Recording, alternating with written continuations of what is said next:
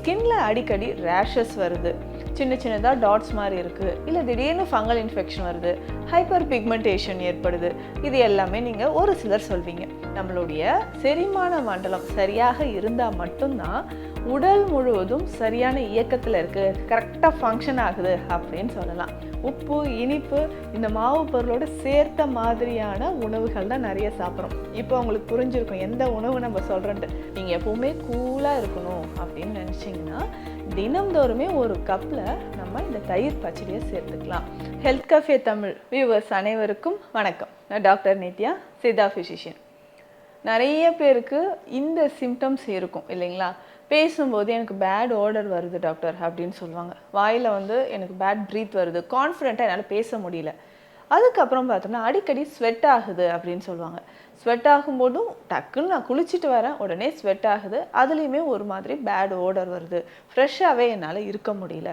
ஸ்கின்ல அடிக்கடி ரேஷஸ் வருது, சின்ன சின்னதாக டாட்ஸ் மாதிரி இருக்குது, இல்லை திடீர்னு ஃபங்கல் இன்ஃபெக்ஷன் வருது, ஹைப்பர் பிக்மெண்டேஷன் ஏற்படுது. இது எல்லாமே நீங்கள் ஒரு சிலர் சொல்வீங்க. அதுக்கப்புறம் காரணமே தெரியாமல் ஹேர் ஃபால் ஆகுது டாக்டர் அப்படின்னு சொல்கிறீங்களா? இது எல்லாம் ஒரு பக்கம் இருக்கட்டும். இன்னும் நிறைய பேருக்கு இருக்கக்கூடிய இந்த பிரச்சனை என்னன்னு பார்த்தோம்னா, திடீர்னு டென்ஷன் ஆகிடுவாங்க.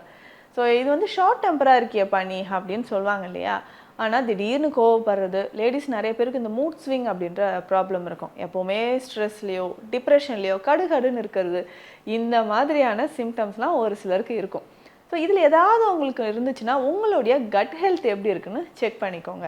கட் ஹெல்த்துக்கும் நம்மளுடைய மூடுக்கும் என்னங்க சம்மந்தம், அது மாதிரி ஸ்கின்னுக்கும் கட் ஹெல்த்துக்கும் என்ன சம்மந்தம் அப்படின்னு கேட்டிங்கன்னா, நம்ம கட் ஹெல்த், நம்மளுடைய செரிமான மண்டலம் சரியாக இருந்தால் மட்டும்தான் உடல் முழுவதும் சரியான இயக்கத்தில் இருக்குது, கரெக்டாக ஃபங்க்ஷன் ஆகுது அப்படின்னு சொல்லலாம். ஸோ நம்மளுடைய கட்டில் நிறைய ப்ராப்ளம்ஸ் இருக்குதுன்னு வச்சுக்கோங்களேன். இப்போ எக்ஸாம்பிளுக்கு வார்ம் இன்ஃபெஸ்டேஷன் சொல்லுவோம் இல்லைங்களா? உங்களுடைய வயிற்று பகுதியில், குடல் பகுதியில் நிறைய புழுக்கள் இருக்குதுன்னு வச்சுக்கோங்களேன். இதுதான் வார்ம் இன்ஃபெஸ்டேஷன் சொல்கிறோம்.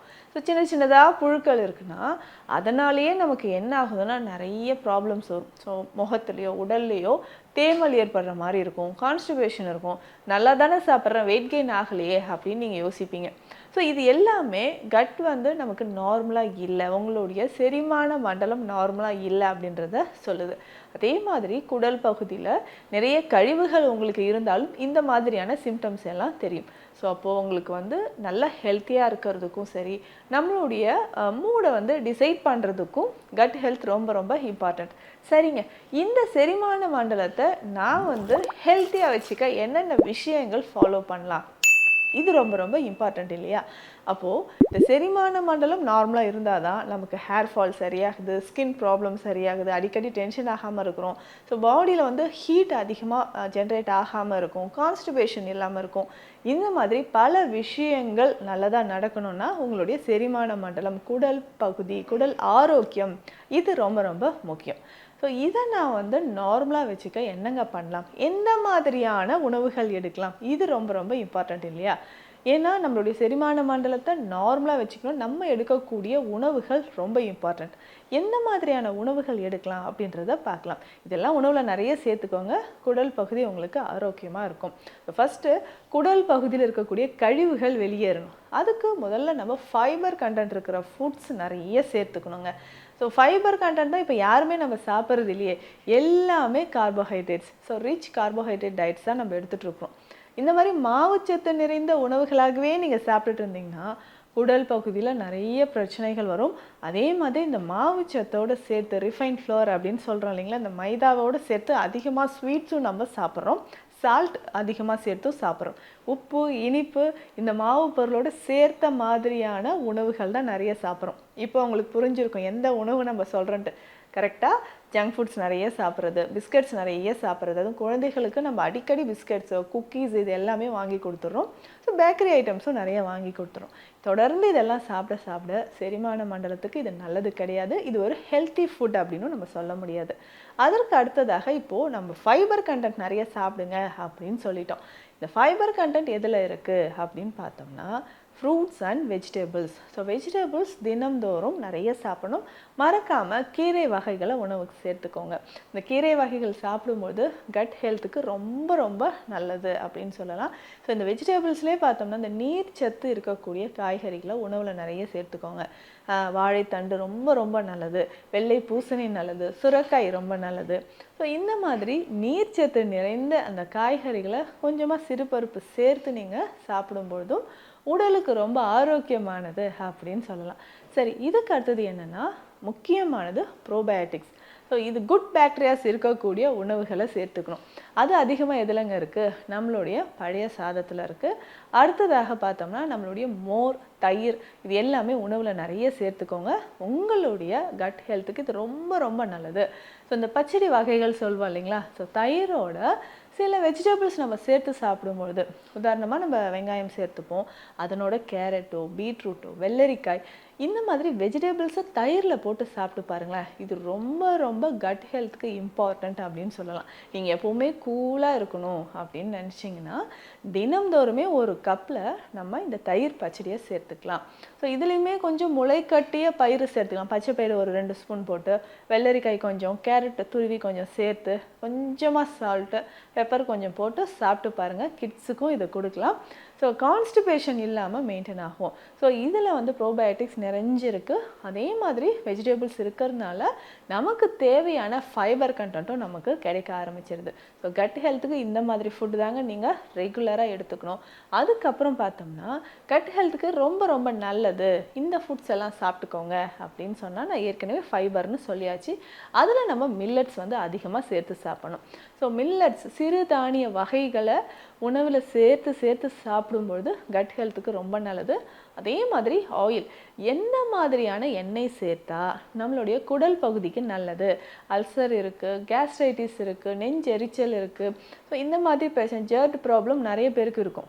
கேஸ்ட்ரோ ஈசோஃபேகல் ரிஃப்ளக்ஸ் டிசீஸ், ஏதாவது சாப்பிட்ட உடனே எதிர்த்துட்டு வந்துக்கிட்டே இருக்குங்க. அதுவும் இரவு நான் நல்லா தூங்கிட்டு இருப்பேன், திடீர்னு எனக்கு நெஞ்சு பகுதியில் வருது அப்படின்னு சொன்னீங்கன்னா, அவங்களுக்கு ஏற்ற மாதிரியான உணவுகள்லாம் இந்த சிறுதானிய உணவுகள் அப்படின்னு சொல்லலாம்.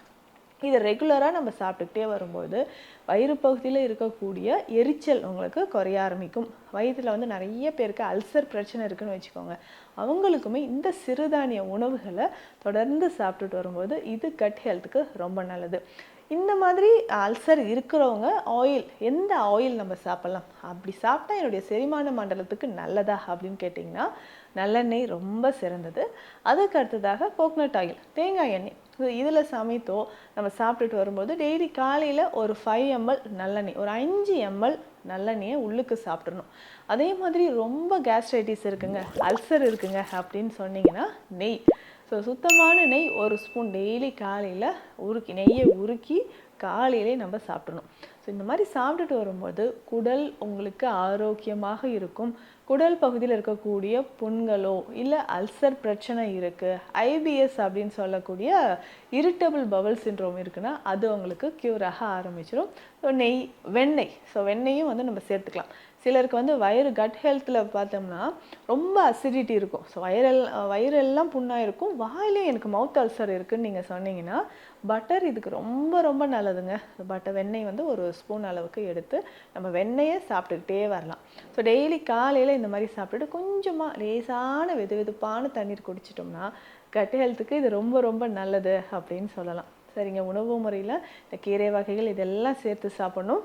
சரி, இதற்கான ஹோம் ரெமெடிஸோ இல்லை மெடிசன்ஸோ ஏதாவது இருக்கா அப்படின்னு கேட்டிங்கன்னா ரொம்ப சிம்பிளாக நம்ம ஃபாலோ பண்ண வேண்டியது வெந்தயம், சீரகம்.